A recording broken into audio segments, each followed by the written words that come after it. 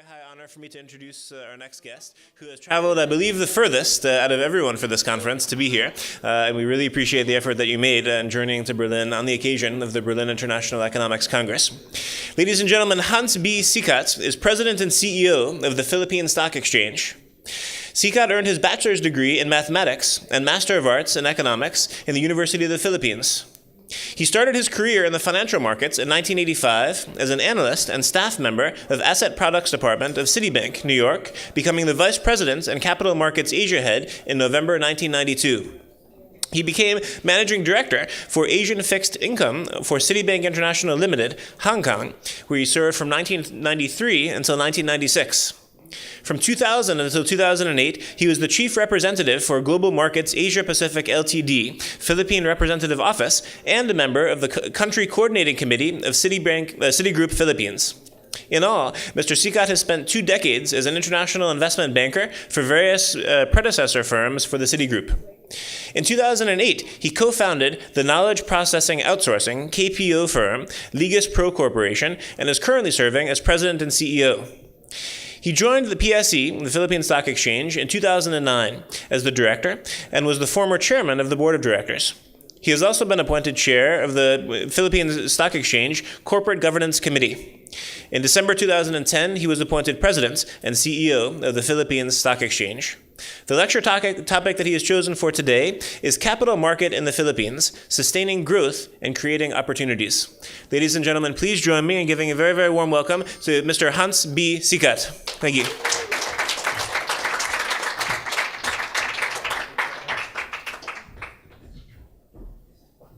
Good afternoon, everybody. It's great to be here in Berlin.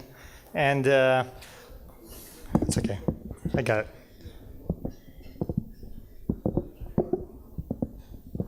Thank you. Thank you. And I'd like to thank the ICD and Mr. Mark Donfried for inviting me.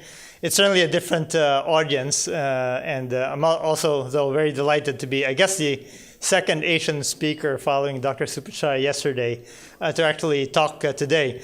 I was also very delighted, having come here yesterday, to meet essentially a family friend, almost a relative really, in Anna Burkhalter. I had actually met her parents when we were all studying in Philadelphia, I guess many, many years ago. So the ICD hopefully is a good friend, or will be a good friend for many years to come on many levels. So today I'm going to talk about a few things, maybe give you some background about the Philippines and the relations with Germany, and really talk about what's happening in the Philippines today. It's actually boom times right now. Talk about the capital market in particular and what we're doing to sustain that growth. And hopefully I can address some questions later on if you find the topic, I guess, quite interesting. So one of the interesting things which I found out researching for this talk is that Hamburg actually established the relations with the Philippines way back in 1849. That I did not know until about a few days ago. And I think a few things here. Our national hero, Jose Rizal, Dr. Jose Rizal, actually spent some time in this country as he was learning about the ways of the West, so to speak, and actually his time in Germany was very important in terms of his developing his own thought process, which contributed to the independence movement in the Philippines. Of course, we all know Oktoberfest, which we celebrate in the Philippines with gusto. One of the largest companies is a beer company called San Miguel Corporation, and clearly that's one of the reasons why it's a how would I call it, a very popular festival, I guess end of September, beginning October. Now, in terms of the actual trade relations, what's interesting is that there's been quite a bit of exports to Germany, although it's not the top trading partner of the Philippines. And I would say that a lot of cultural exchanges where we have the German Club, as well as other organizations in Manila, sponsoring such cultural exchanges. Philippine presence in Germany. There are actually a few Filipinos living here, as well as a huge part of the economy is driven by what we call overseas foreign remittances from those Filipino citizens. And I think what we can track is somewhere to the region of about 400 million US dollars comes from Germany straight back into the country every year. And a number of companies, Banco de Oro BDO, ABS-CBN, for example, are very large or has some presence here in Germany. ABS-CBN is a media company. In the Philippines, of course, Lufthansa and Lufthansa's technical partner, they actually maintain airplanes in the Philippines. Deutsche Bank is a favorite, and which I've also found out quite recently, one of the most prominent families in the Philippines, the Zobels, actually a Spanish family, descended apparently from Germanic origins. And they have a 200-year-old group of companies, which is very, very prominent in the Philippines, headed by the Ayala Corporation and the Bank of the Philippine Islands. Now, what's happening in the Philippines? I mentioned earlier, it's quite different from perhaps the crisis, the Eurozone crisis, as well as the issues that are faced in America. And in fact, it's been a series of boom years. And if you take a look at it, growth is roughly in the mid to high 6% range per year and continuing to increase. Inflation at very low levels, as well as a competitive ranking, which is improving relative to the rest of the world. One of the things that we watch quite a bit is what we call credit upgrades. And for those of you who've taken a look at it, in the financial space, credit grades are very important because it tends to dictate where you are in the relative space of confidence, as well as where you are in the credit arena. And the Philippines is maybe half a step away from what's being called investment grade, according to the 3 rating agencies. And that's being watched very closely because the betting is that perhaps in the next 6 to 12 months, the country will indeed be upgraded to investment grade, thereby also increasing business confidence and continuing the sustained economic growth. Now, the Philippine economy is actually driven by 2 large sectors. I mentioned the overseas foreign worker remittances of about $20 billion per year. And what we call the BPO sector, that stands for the business process outsourcing sector. These are the businesses like call centers, administrative offices, essentially virtual secretaries, if you will, as well as accounting, engineering type work. It's a sunrise industry in the Philippines, and in fact, is probably set to overtake the level of overseas remittances that we get in the next 2 to 3 years. What it does, though, is that it's created a good virtuous cycle, and the GDP is actually driven primarily by what we call household consumption. There's a lot of real estate buying right now, buyers of first homes, buyers of what used to be called electronics and white goods for the home. Now, I think the Philippines is enjoying a huge and improved investment climate, particularly due to the improved governance, not just on the political scale and the national scale, but also in terms of the corporate governance on individual companies. And it reflects in this business confidence index over the last 3 years, which continues to actually grow. And there's actually something that's taken by a survey taken by the central bank, what you see in the right-hand side. What's also changed is really when you take a look at the viewpoint from external sources, and I think whether it's the IMF, the World Bank, financial institutions, and other players in the financial marketplace, generally the description of the Philippines over the last 2 years is positive and basically talks about why the Philippines will continue to be a good investment destination, primarily because it's outpacing a lot of countries in the world, a lot of our own Southeast Asian neighbors, even though we used to be called, just as recently as a decade ago, or a decade and a half ago, as the sick man of Asia, which is no longer. Where to invest? There's a little bit of, advertising now on my part. So we talk about the sound macroeconomic environment. resilient stock market indicators, and a lot of growth drivers in the economy. Interestingly enough, and maybe I'll go to the next slide, the stock exchange, just for background, is actually one of the oldest in Southeast Asia. Our predecessor firm was founded, the Manila Stock Exchange was founded over, I guess, 80 years ago. We were merged just about 20 years ago into the Philippine Stock Exchange. And we have about 250 odd companies listed on our exchange. Now, I was talking about stock market highlights.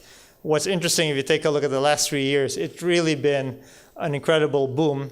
And even today, 2013, just the other day on Wednesday, the market posted another high, another record, an index level, which we call the PSEI for the Philippine Stock Exchange Index, representing the top 30 names in the country. And that index itself has grown, I guess, close to 18% already, and it's only March during the year. The first third of the year. Again, looking over the last 3 years and comparing ourselves even year to date, what's quite interesting is that the Philippines, if you measure the performance against other Asian indices, is the, I guess, the top performing index over the last few years, as well as this year alone. Interestingly enough, the World Federation of Exchanges, which is the grouping of all stock exchanges in the world, came out with an analysis about 2 months ago, saying that the Philippines, on many levels, is either the best performing or the fastest growing exchange and economy in the world, not just in Asia. So that was, I guess, a pleasant surprise, and I guess a bit of good news for the country, for a country like the Philippines, which for many years had been under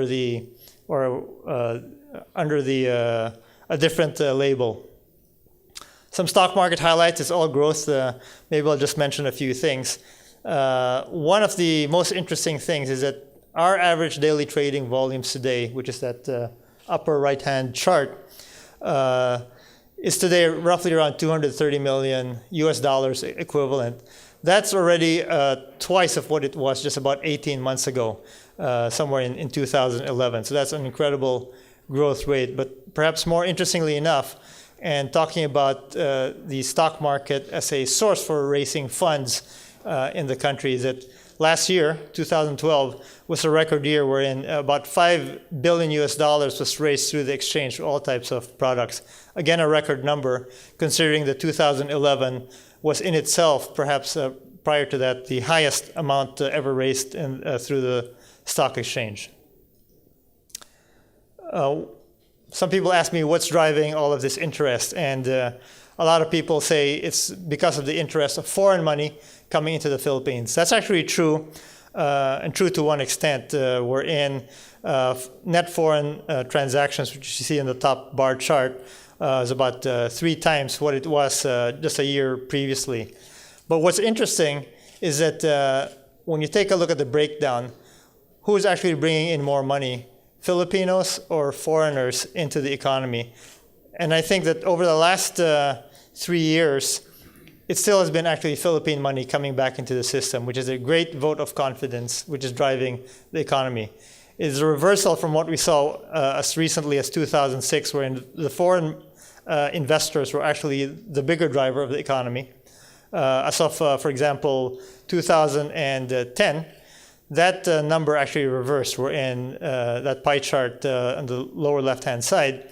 It was actually domestic money, which was at 60% coming into the stock market, and it was foreigners at 40%. That was in 2010, and last year, 2012, foreign money had grown to something about 45% and 55% for domestic funds.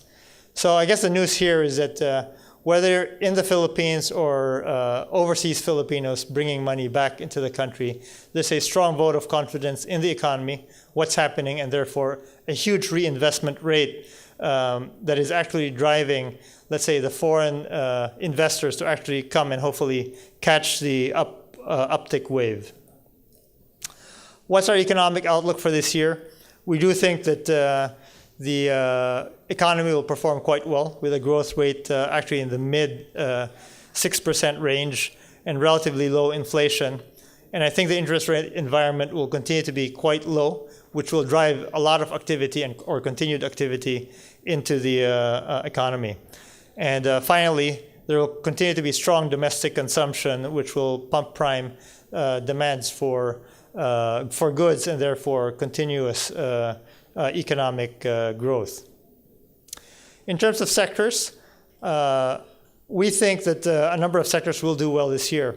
The financial institutions, which are the banks, as well as some of the other insurance companies, will continue to do well, mainly because they're very well capitalized and clearly they benefit from being part of the whole economy. The property sector, there's huge demand for first-time residential homes, a lot of demand for business units today, and that will continue to grow for the next few years.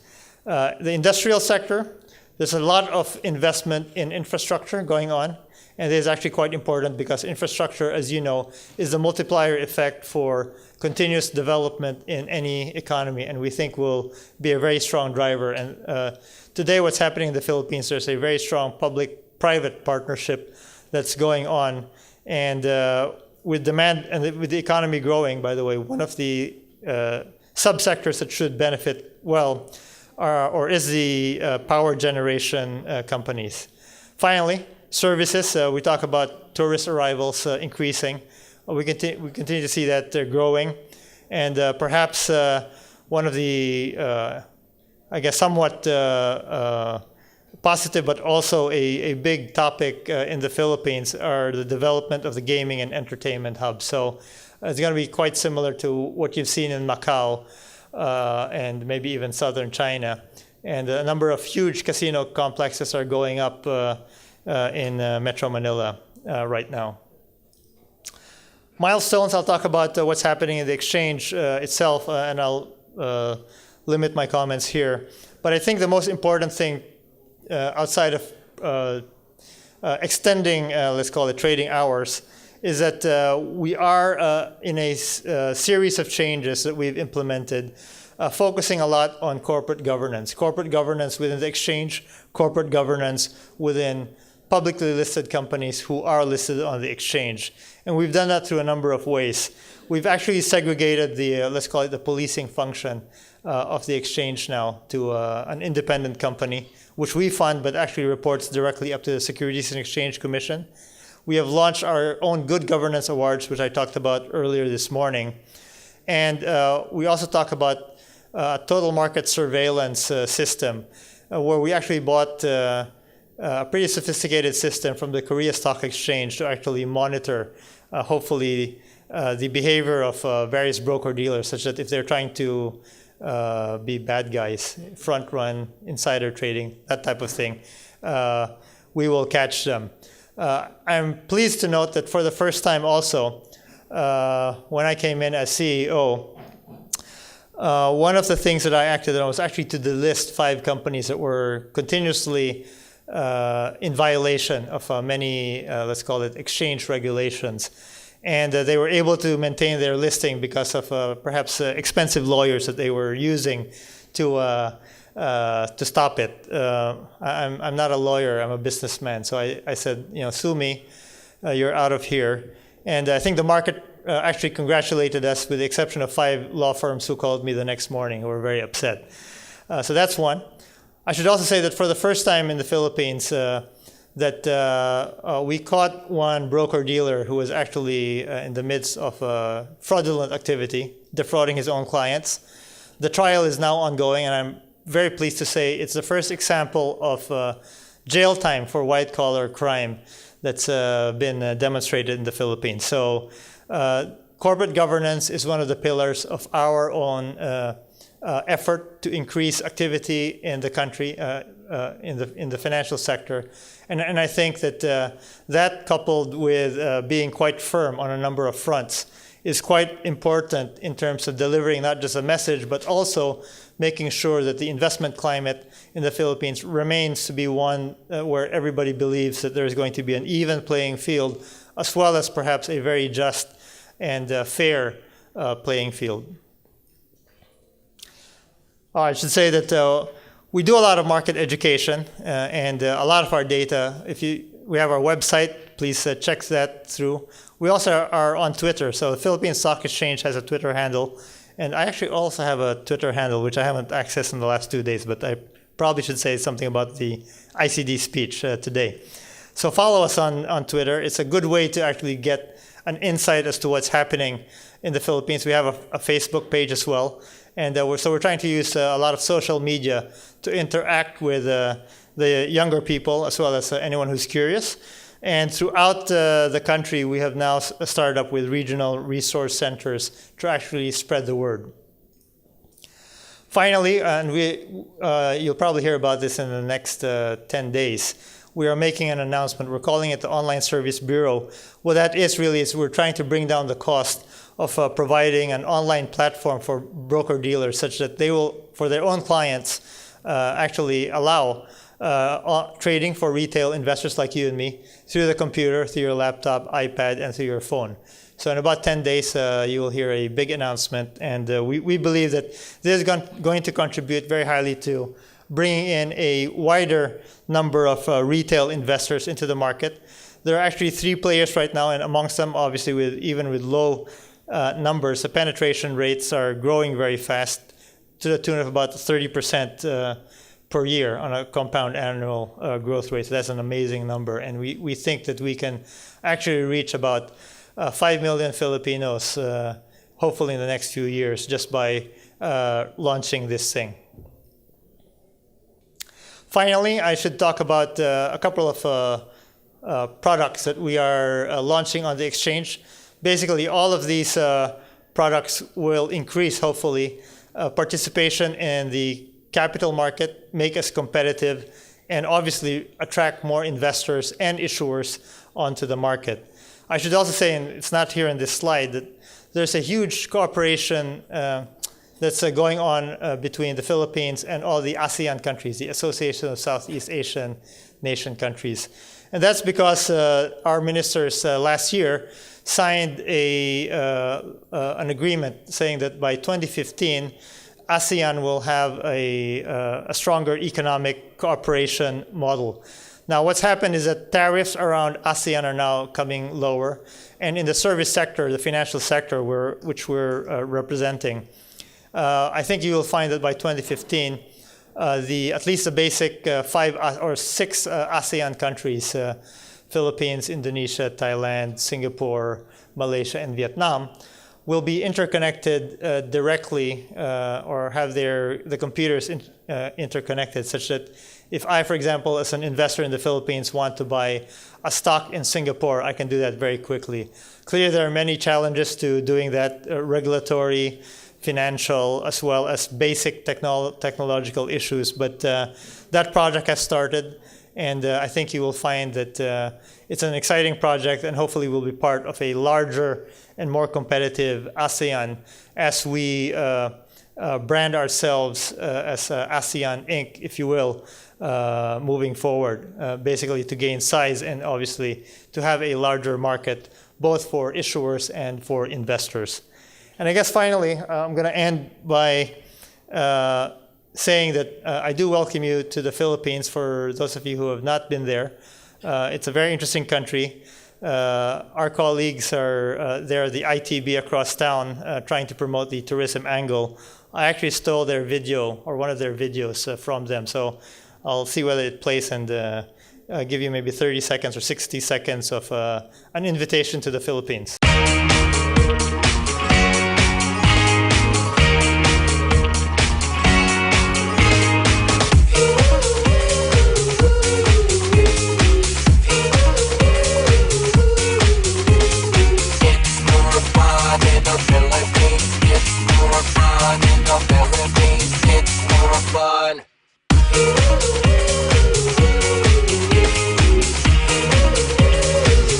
Fun in the Philippines. It's quite interesting because over the last 2 years, with the growth in the, let's call it the exchange and the index, in fact, it's now become a staple of our own president's, let's call it pitching to the rest of the world. And last year, the Philippines hit, or the index hit a record of 38, a record high 38 times or something like that. And a number of, let's call it, manufacturing firms. Japan Inc. is actually coming back into the Philippines in a big way with manufacturing facilities. That's actually quite huge from a foreign direct investment point of view. And so I think that the exchange performance, as well as perhaps the improvement of governance in the Philippines overall, is a huge driver to this effort. Thank you. Okay, I'll try to answer the questions. So I think the first question was on who are the consumers, for example, of the real estate sector. Actually, it's being driven by the commercial sector. So it's primarily buildings for business on one end. So that's primarily local companies. There are a few multinational companies who are moving back in, providing demand. But in terms of the commercial sector, the largest user is actually the business process outsourcing industry. So that itself is a local sector, even though it does support primarily global companies. And of course, maybe the bias is the BPO industry supports the US-based companies, if you take a look at the distribution. But having said that, on the residential side, again, the drivers are, on the individual side, continue to be local investors. Mainly, there's a lot of buyers from the, let's call it, starter units. So these are essentially employees, young employees of these companies, in their 20s, buying their starter studio or one-bedroom condominium. There are a few numbers which suggest that about 20 to 25% of the buyers are funded by the overseas foreign workers. But that's essentially a local phenomenon, because what that means is that simply that from the transfers of the families from overseas, they usually give their families some money. What they're spending it on is not essentially consumption, but buying their starter unit. So that's probably a relatively safe situation from a real estate point of view. I think the second question has to do with the influence of China, Japan as trading partners. I should say that the U.S. still remains as the primary trading partner of the Philippines, but China and Japan, I believe, are actually second and third in terms of volume and value, both ways. Clearly, they're very important, and if you take a look at the fact that the Philippine economy has also a bias towards a lot of Filipino-Chinese entrepreneurs, so the China connection is quite strong. What's dangerous, though, is that in the last, I guess the last 9 months or so, there have been some disputes, territorial disputes, which I think Dr. Supachai mentioned yesterday, between China, Japan, China, Philippines, China, Vietnam. We think they're irritants as opposed to major issues, and I think diplomacy will prevail, despite the fact that in some cases there have been some shooting between, I guess, fishing boats of both nations, or supposedly fishing boats of Philippines and China. I guess the final question was the view on how one would view, say, child labor, cheap labor in the Philippines. Well, first of all, I think that the country subscribes to the fact that while labor is still relatively cheap, by the way, it is not the cheapest in Asia or even Southeast Asia.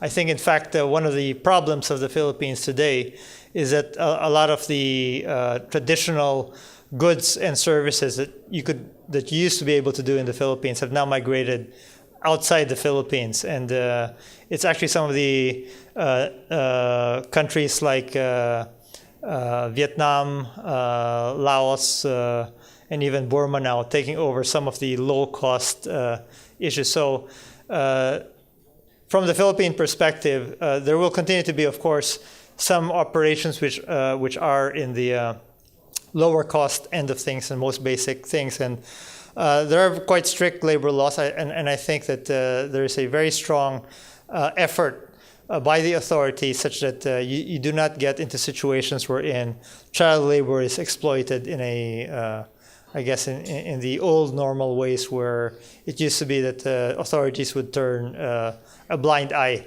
to the practice. So that's, I guess, less of a problem these days, but clearly an issue in some of the provincial areas. The main language is English, actually American English, so that might disappoint a few of you. Legal system in English. No, the legal system is actually American, not English. So that's probably resonating from the fact that the Philippines was a colony of the U.S., or the only colony of the U.S. In 1898. So we inherited that. There are probably also too many lawyers in the Philippines right now as a result. It's a joke. Tax system is, we have a basic income tax, progressive taxation system, actually relatively high compared to our East Asian neighbors. For example, corporate income taxes and actually personal income taxes run at about 32%, whereas in Hong Kong it's about 17%, and Singapore is quite low as well. Yeah, so it's one of these issues that from a business perspective we're trying to lower because we believe that lower taxation actually promotes more growth. At this point in time, well, first of all, inflation is quite low, and in fact, some sectors are probably, in fact, are definitely still underperforming relative to the rest. We don't see the risk of any demand pull inflation in the short run. I think the central bank has done a wonderful job in terms of targeting inflation rates. That's been a job that they've been doing very well over the last 10 years. And by the way, I would argue that it's perhaps the one single foundation of why you have an economic boom in the Philippines today, that the central bank had done its job very consistently over the last decade. It's a common topic now, and in fact, I spoke earlier about the issue of mining or responsible mining in the Philippines. So mining is a huge industry, has always been, at least for the last maybe 60 years. Where you have not just local companies, but global multinational mining firms in the country. There's a very heightened level of information and debate being demanded by not just the government, but also by civil society on this one. The answer is firms do care, and I think that they're paying a lot of attention. At least those firms who are whom I call responsible miners. The problem actually in this particular sector lies not with the mining companies, but usually with what we call the illegal independent miners who don't register with the SEC, who kind of just go ahead with a small operation and actually have their leaching pond or dynamite things without regard for the environment. Now, the other thing, talk about tourism, and as well as some of the efforts that the country has had with fishing. In the old days, there would be some areas where dynamite fishing was actually the norm. That's actually stopped now. One of the biggest attractions in the Philippines these days is actually swimming with a whale shark. So you can have an experience by going off and basically swimming with the whale shark. And these fishing communities have been transformed to effectively ecotourism partners by the government. So it's a wonderful experience. If you get a chance, do come swim with the whale sharks. They're absolutely phenomenal. And you're going to hear stories from the fishermen who used to actually spear these whales, actually, and now are actually their partners. So it's a huge environmental movement going on. That's actually a tough question, but I'll try to answer it. I think the answer is that the Philippines has always been, from an economic policy standpoint, quite a middle of the road and and basically a free trade type focus, had a free trade type focus, which is very much the same as all the ASEAN tigers, if you will, and perhaps the same philosophy as the BRIC economies, Brazil, Russia, India, China, and South Africa.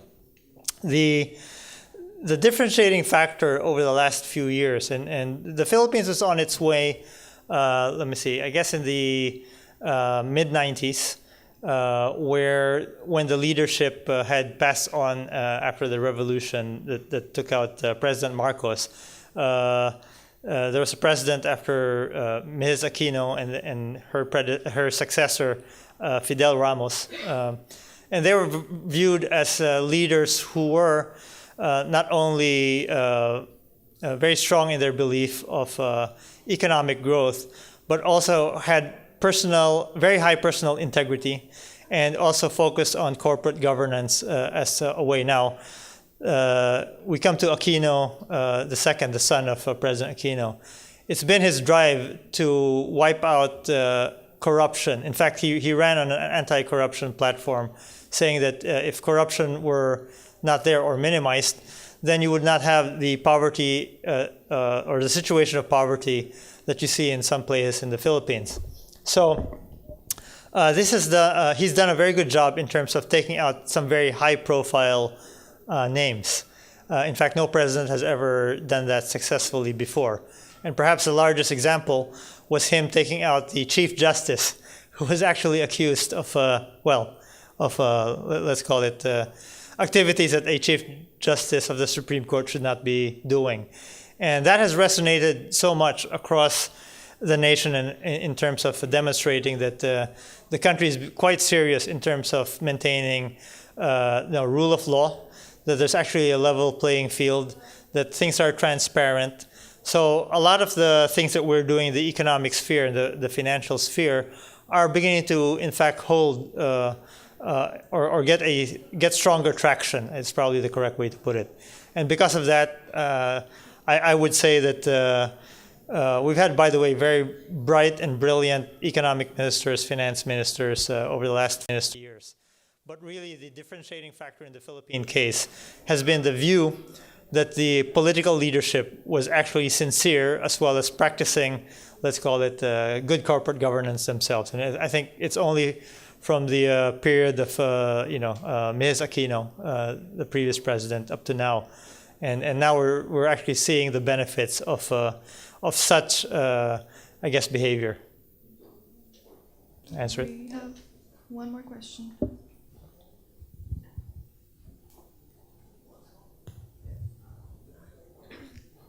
Salam Al-Zahran from Lebanon. I wanted to ask what the legislator done to fight the child labor in the Philippines. Actually, there are a few labor laws that, number one, define minimum ages, as well as perhaps some sort of compensation if you are going to hire, for example, let's say, a child artist who is performing in a show. The question in the Philippines has always been not the existence of laws and rules and regulations, but actually enforcement. And so child labor, as well as issues relating to, let's call it, treatment of laborers in general, has always been an issue of enforcement. Now, the good news, of course, is that as the economy is growing, and also on one end, such that the jobs and incomes are actually increasing on one end. The second side is that civil society, as well as other stakeholders, are actually taking more notice of these issues. Again, before that was probably brushed under the rug, even if they knew certain situations, or even situations in sweatshops. You know, the typical situation we're in, you have people working overtime for literally minimum or less than minimum wage. In the old days, nobody would speak out against it. Now, I guess with the benefit of, one, the internet, two, the fact that people do find it easier to actually talk to the press these days, and you have a freer press. I think these are very important factors in terms of making sure that laws, rules, and regulations are actually followed, and if they're not followed, these practices are exposed so that wrongdoers are actually brought to justice. No, actually, the industry is growing. In fact, still at a fast clip of something like about 30% per annum in terms of jobs generated in the sector. And in fact, last year, the Philippines overtook India in terms of at least a call center, as a call center destination. What's actually happening is not so much, I guess, a slipping away from the call center part of the business, but actually a diversification out of the what we call voice into the non-voice, such that today you're finding out that more and more outsourcing firms are focused on, let's call it back office work. So you take a look at. Is there a lot of back office work done, say, for example, in banking and finance in the Philippines? Huge. To give you an example, Citigroup, JP Morgan, Deutsche Bank, HSBC have their own captive, let's call it outsourcing firms in the Philippines. And But that also means that you have a very highly educated workforce. It means that, well, that's true. Actually, what it does is that it's created jobs on the medium to higher end of the scale in the Philippines, as opposed to perhaps in the 80s, wherein there were not enough jobs, and you found a lot of these people looking for jobs outside the country. So in one sense, it's retained jobs in country. It's also generated a new type of skill set for Filipinos in country. You talk about HR management, accounting, finance, BPO jobs. And in the case of Deutsche Bank, for example, a very good example, is that they've now located, similar to what, for example, we at Citigroup used to do, where we had a huge Mumbai office of young kids basically running all these financial analysis, for example, the charts that I would have in the back. They now do it in the Philippines. And so that's one area, although India, for example, is still ahead of the Philippines in the engineering space. But Philippines is probably ahead in what we call the medical BPO space, i.e. transcribing medical records as well as analyzing medical records. Especially now in the US, there's this huge move to digitize all these medical records.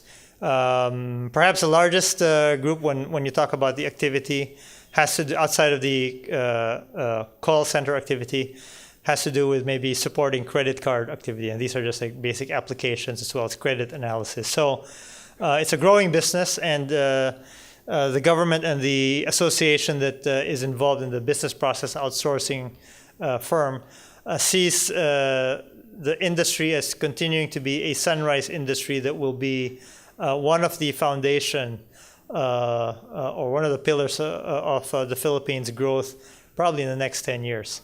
It's only going upward. Thank you. Thank you. Let me ask a question as well, since we're focused on the Philippines. We discussed earlier today this issue of corporate culture diplomacy. I'd be interested to hear if you know of any best practices of corporate culture diplomacy that maybe have taken place in the Philippines. And dependent on your answer for that, if you also would recommend, that's for companies who wanted to engage more in the Philippines, certain best practices. Well, I think, maybe taking the BPO industry as an example.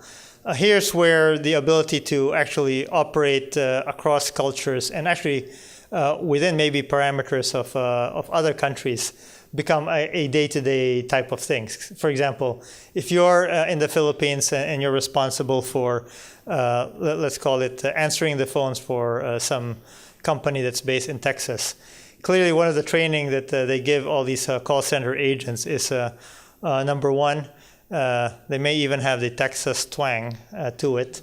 Secondly, the ability to actually take on a conversation, taking on perhaps what somebody in Texas would find to be a normal conversation, talk about sports, talk about what's happening in the U.S. Essentially part of the training that goes on, and actually I'm quite familiar with this because my wife spent some time training BPO employees. And they would go not only to what they call accent neutralization, but the bigger part was actually the cultural background of who they were working for, and basically making sure that on an operational basis there was an appreciation of how somebody who might be complaining or asking you to help them through setting up their computer would go through it. And by the way, that goes not just to U.S. companies, it basically goes through any other country that there's a service being provided. I think, for example, the medical profession in the Philippines has tended to produce a lot of exports in terms of medical doctors as well as nursing employees that are essentially physically exported to the rest of the world. And that actually also creates, in one sense, maybe not under a particular corporation or maybe under a healthcare or an HMO, but I think individually there's always this operational and day-to-day view that in terms of doing your own job, you need to actually not only interact, but perhaps understand and empathize with the clientele that you're dealing with. And maybe another question to follow up on the last slide of your presentation. As the president of the Philippine Stock Exchange, and we talk about brand Philippines, what is the biggest asset you think that there is to the brand Philippines, or what is the most important aspect, and what is the biggest challenge when representing the brand Philippines abroad? Well, the current tagline, of course, is more fun in the Philippines, but that's obviously to bring in tourists. Although we do say that from the financial sector, it's more fun investing in the Philippines simply because of the way things are working today. I think when we talk about brand Philippines, the single largest asset, I think, and I would argue, outside of the natural resources of the country, are the human resources of the country, which tend to be quite resilient, number one, as well as quite adventurous in terms of, there's a huge Filipino diaspora around the world. And it's about 10% of the total population, I think about close to 100 million Filipinos around the world, and about close to 10 million of those are spread around countries around the world. So I think that's probably a testament to the ability to survive as well as interact across cultures. The biggest challenge, I think today, the biggest challenge for us as a nation is being consistent in what we say and do, from the governance side as well as from perhaps the legal and practice side, because we've gone through periods where in good years and then maybe some policy reversals, or perhaps electing the wrong guy into office tends to then reverse some of these things. So I think that'll be the big challenge for Philippines Inc. over the next 10 years or maybe even longer. No, that's in terms of that's a good question. There is not one, let's call it, exercise in terms of branding. For human resource into branding, Philippines Inc. Outside. There are a number of educational programs held by various agencies, but I guess if the question is if it's an integrated effort, I think I'm afraid to say that it's not. It's a number of agencies who kind of do their thing, as well as the private sector. So I think that, and that could be, by the way, a function of the fact that you have a diverse range of, let's call it, human resource exports. Although I do think that the largest group today are what we call the semi-skilled laborers who go out across the world, for construction sites and the like. And maybe the second largest group are those in the service sector, but that includes not just the medical professionals and meaning medical doctors and nurses. That also includes those in the tourism industry. There's a lot of Filipinos in the cruise industry, serving as not just as captains, but also as entertainers, as as shipmen as well as your basic hotel workers on the ship. And that's a big industry export for the country. Clearly, inclusive growth is one of the topics that is very important and what is being talked about in the Philippines. And today the Philippines probably has crossed the line in terms of GDP per capita. I think it's somewhere around 27 or maybe $2,800 per person. If you use a divider of close to about 100 million Filipinos as your divisor. Now that's somewhere in the middle of the let's call it the emerging world when you consider countries like maybe Indonesia, Malaysia, amongst close nations. So probably not too bad. The issue, however, as we discussed earlier, is that if you're talking about the 1%, the top 1% versus the ordinary person, there is a huge divide, and there still is poverty in the nation. There still are pockets of and areas which are what we call depressed areas, where development, industry, and business has probably not, in fact, has not been able to reach. So the challenge for the private sector as well as government is to expand that this growth to be more inclusive. And I think at the end of the day, the argument is there will be trickle-down effects later on, but the challenge is to basically grow as fast as possible and grow outside of the urban areas so that you actually have more people employed in various types of industries, and they do find inclusive growth so that you don't have a marginalized sector of society. Well, Mr. Sicat, thank you very, very much for an excellent presentation. I think really it was a highlight. You're representing not only the Philippines, but also the sector of stock exchanges. So I think for both points of view, we really benefited greatly from your insights, as well as the discussion that followed. So please join me in expressing our sincere gratitude for Mr. Hans Sicat.